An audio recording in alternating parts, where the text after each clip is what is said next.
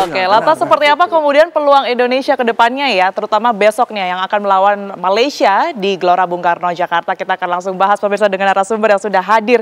Ganteng-ganteng nih di sebelah kanan saya sudah ada pengamat sepak bola Bang Akmal Marhali. Selamat malam Bang Akmal. Selamat malam, salam sepak bola. Salam sepak bola. Di sebelahnya juga sudah ada mantan striker timnas Bang Peri Sandria. Bang Peri. Selamat malam Mbak Tiara. Sehat Aduh, ya. Hari ini cantik banget. Sehat, alhamdulillah. Yang di ujung sana sudah ada pelatih dan mantan kiper nasional Bang Hermansyah. Sehat ya Bang ya? Alhamdulillah. Alhamdulillah. Saya ke Bang Akmal terlebih dahulu deh. Bang, ini kita ngomong mengenai dua tim yang apa ya, bisa dibilang ini adalah laga ataupun juga ajang gengsi nih Bang. Betul. Tensi dan juga atmosfernya dulu deh Bang, gimana? Pasti akan sangat tinggi tensinya ya, karena buat Malaysia mereka tidak punya pilihan kecuali menang. Karena hanya dengan itu mereka bisa lolos ke semifinal, gitu kan. Sementara Indonesia minimal seri, maka sudah dipastikan juara grup. Artinya Indonesia punya tugas lebih mudah dari Malaysia. Nah ini yang harus diantisipasi. Kenapa saya katakan diantisipasi? 2 tahun lalu Indonesia itu dikalahkan sama Malaysia 2-1 di penyisihan grup Piala AFF U23 ketika ditangani oleh Sintayong. Kita waktu itu yang cetak gol adalah Sananta. Namun kita menang 1-0 lawan Timor Leste yang akhirnya kita dapat keberuntungan, dapat hoki kalau tadi kata Kak Hermansyah, karena di grup sebelah Kamboja sama Myanmar bermain imbang. Andaikan mereka ada yang saling mengalahkan, maka Indonesia tidak bisa menjadi runner up terbaik ketika itu. Yang pada akhirnya kita ketemu Thailand di semifinal, kita menang 3-1, kemudian di final kita kalah adu penalti 5-6 dari Vietnam. Dan kita gagal jadi juara di eranya Sintayong. Kemudian di eranya Coach Indra Sapri kita pernah juara 2019.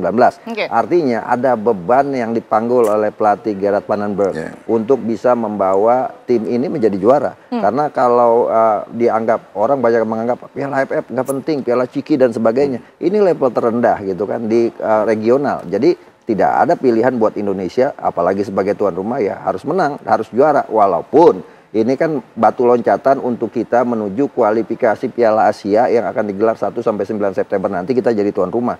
Lawan kita sangat berat sekali, Korea Selatan, kemudian duanya agak lumayan bisa kita atasi, kemungkinan Laos dan Macau. Namun ada Korea di situ di mana hanya juara grup yang lolos otomatis, sementara dari 11 grup itu hanya 4 runner up terbaik yang diambil. Jadi ini PR berat buat Gerard Vandenberg. Bisakah dia keluar dari bayang-bayang Coach Indra Sapri yang membawa Indonesia juara 2019 atau bayang-bayang Sintayong? Gitu. Oke, baik. Saya geser ke Bang Peri deh, Bang. Kalau kita lihat di grup A sendiri nih ya, Bang ya. Kemarin kan Indonesia belum main dengan Malaysia, tapi Malaysia sendiri kalah dengan Filipina. Sedangkan Indonesia dan Filipina, Indonesia yang menang gitu ya. Ini apa yang bisa ditangkap dari sini? Saya rasa kita bicara head to head dulu ya. Malaysia dengan Indonesia, kita bicara timnas U23. Selama pertemuan terakhir mereka ya, Indonesia itu tidak pernah menang. Ya, Malaysia bisa mengungguli 3 kali kemenangan ya Bang ya, dan 3 kali draw. Saya rasa ini juga udah teruji. Tapi semua itu bicara kita nanti di lapangan, kan gitu. Setidak-tidaknya besok saya berharap Indonesia ini bisa menang. Karena apa? Di sisi lain juga kemarin Malaysia membantai Filipina, Brunei 7-1. Dan Indonesia juga membantai Brunei juga 8-0. Tapi di sisi lain juga Malaysia juga kalah dengan Filipina. Ini sebenarnya ini sangat seru di grup A ini gitu. Jadi biar bagaimana juga besok setidaknya Indonesia harus memenangkan pertandingan. Kalau enggak ini berbahaya. Karena apa? Kalau Malaysia bisa membantai Indonesia di atas 1 dan Filipina menang membantai Brunei, ini kan poin sama. Nah, ini sangat berbahaya sekali. Setidaknya besok kalau kita bicara realistis, kita mengamankan dulu, kita punya poin 7. Itu saya rasa lebih aman. Karena apa? Kalau bicara di tim sebelah juga, kalau kita juara runner up, ini ketemunya juga lebih berat lagi ya, Vietnam. Vietnam, oke. Bang Hermansyah, Anda sendiri melihatnya seperti apa ya? Tim di bawah asuhan ataupun juga didikan Gerald ini, apakah mampu besok kemudian ini seperti yang kemudian ini sudah diharapkan oleh kita semua ya tentunya bisa mengalahkan Malaysia? Cukup berat ya untuk seorang coach Gerard untuk besok melawan Malaysia ya. Artinya jadi kita jalan satu harus menang ya. Dari penampilan kemarin saya lihat melawan Filipina itu kurang memuaskan ya. Itu pun mungkin karena hoki kita aja. Tapi setidaknya salah satunya gol bunuh diri ya. Gol bunuh diri dari pemain Malaysia. Memang itu kepintaran kiper Filipina, bagus kemarin penampilannya ya. Jadi menghadapi Malaysia bukan hal yang ringan buat Indonesia ya. Mereka juga, Malaysia juga ingin menang ya. Setidaknya 2 gol harus dia menang.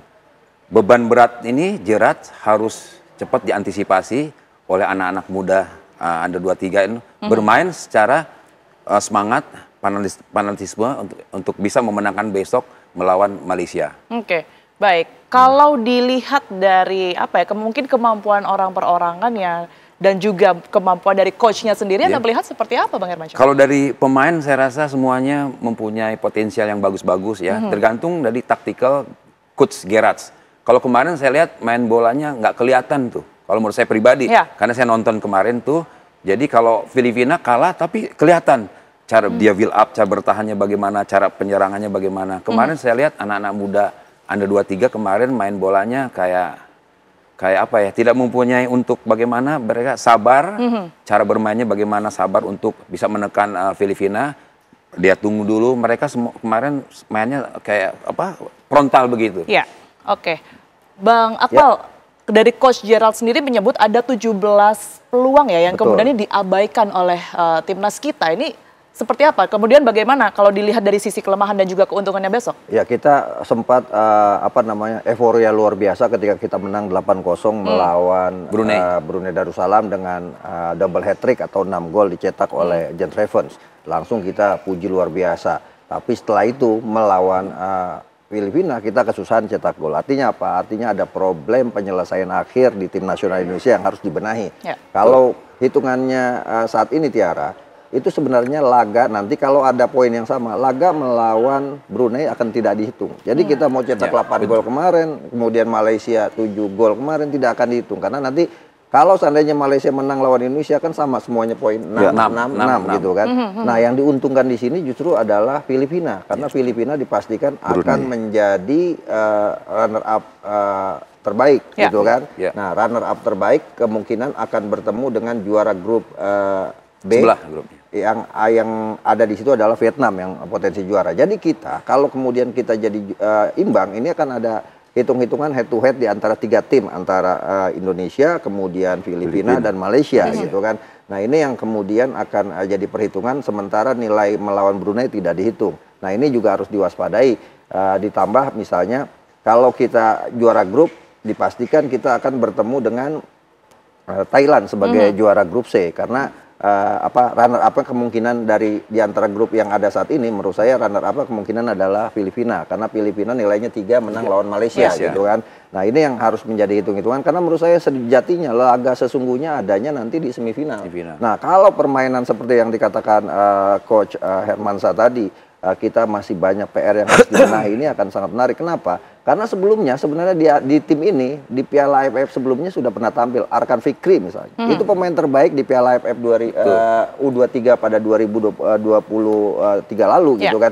Kemudian Dava Pasa ada di posisi kiper, Robi Darwis main di sana. Bahkan Kadek Arel main juga, Ferrari main di sana. Nah artinya kita punya pemain yang sudah pengalaman main Piala AFF U23 ini. Jadi menurut saya harus ada sisi lain yang dibenahi oleh Coach Gerrard van den Berg. Bagaimana tim ini bisa bermain sebagai sebuah tim. Kalau saya melihat di 2 pertandingan ini tidak bermain sebagai sebuah tim yang sudah sudah sangat mapan ya. Berarti artinya juga harus ada rotasi pemain dan sebagainya begitu ya. Dan rotasi itu kan kemarin dilakukan oleh Coach. Tapi nampaknya belum pas juga. Belum pas juga. Nah ini yang agak berat adalah ketika melawan Malaysia, di mana pasti tekanannya tinggi gitu kan. Publik penontonnya akan sangat lebih besar dibanding ketika kemarin lawan Filipina dan juga ketika melawan Brunei. Nah, apakah kemudian sisi mental ini bisa kuat para pemain kita? Secara ini memang kita diuntungkan karena kita tuan rumah. Gitu tapi bisa jadi tekanan karena apa? Malaysia udah akan tampil lepas karena mereka tidak ada pilihan kecuali menang, itu aja gitu. Baik, berkaitan dengan tekanan nanti saya mau ke Bang Peri ya. Bagaimana kemudian yang akan dirasakan terutama dalam melawan Malaysia begitu, termasuk nanti kita juga akan membahas mengenai formasi striker dan juga kipernya ini siapa saja begitu ya yang kemudian bisa menjadi senjata ampuh untuk melawan Malaysia. Usai jeda, pemirsa kami akan kembali untuk Anda sesaat lagi di Apa Kabar Indonesia Malam.